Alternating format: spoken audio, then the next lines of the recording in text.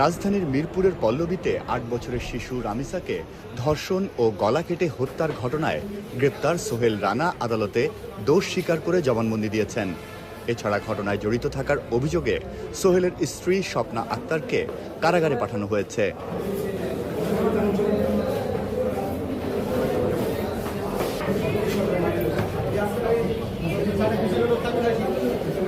আসামি সোহেল স্বেচ্ছায় জবানবন্দি দিতে চাওয়ায় ২০ মে ঢাকার মেট্রোপলিটন ম্যাজিস্ট্রেট আমিনুল ইসলাম জুনায়েদের আদালতে আসামির জবানবন্দি রেকর্ড করা হয়।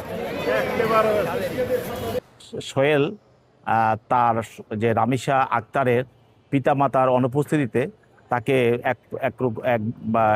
তাকে তার রুমে জোর করে নিয়ে এসে সেখানে তাকে ধর্ষণ করে তাকে বাথরুমে নিয়ে তার গলা কাটে এবং মাথা বিচ্ছিন্ন করে ফেলে এবং তার হাত পাও তার শরীর থেকে বিচ্ছিন্ন করে এবং তার মাথা এবং হাত পা এগুলো একটা বালতিতে রেখে তাদের খাটের নিচে লুকিয়ে রাখে।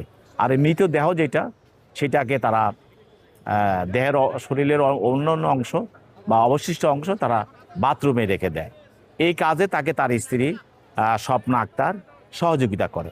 পরবর্তীতে এই ভিকটিম রামিসা আক্তারের মা বাবা তখন তাকে খুঁজছিল, না পাওয়াতে তাকে তার জুতা দেখে মানে ফ্ল্যাটের বাইরে তার জুতা দেখে তাকে শনাক্ত করে এবং তারা সেখানে ওই রুমে তারা প্রবেশ করে, দেখে যে তার এই মেয়েকে এই অবস্থায় মৃত অবস্থায় হত্যা অবস্থায় তাকে সেখানে তারা পায় এবং এই মামলা তাদের বিরুদ্ধে এই দুজনের বিরুদ্ধে পল্লবী থানায় নারী শিশু নির্যাতনের একটা মামলা দায়ের করা হয়। তো মোহাম্মদ সোহেলকে এবং স্বপ্না আক্তারকে পুলিশ গ্রেপ্তার করে আজকে বিজ্ঞ আদালতে উপস্থাপন করে এবং সেখানে আজকে মোহাম্মদ সোহেল বিজ্ঞ আদালতে স্বীকারোক্তিমূলক জবানবন্দি দেয় এবং সে ঘটনা স্বীকার করে এবং ম্যাজিস্ট্রেটের সামনে সে 164 করে, অর্থাৎ সে স্বীকারোক্তিমূলক জবানবন্দি প্রদান করে।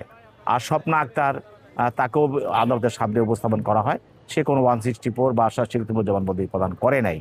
তো যেহেতু মূল আসামি অভিযুক্ত মোহাম্মদ সোহেল সে 164 স্বীকারোক্তিমূলক জবানবন্দি প্রদান করেছে এবং করার পরেই দুজনকে বিজ্ঞ আদালত আদেশ বলে তাদেরকে জেল হাজতে আটক রাখার জন্য নির্দেশ দেয় এবং তাদেরকে জেল হাজতে প্রেরণ করা হয়।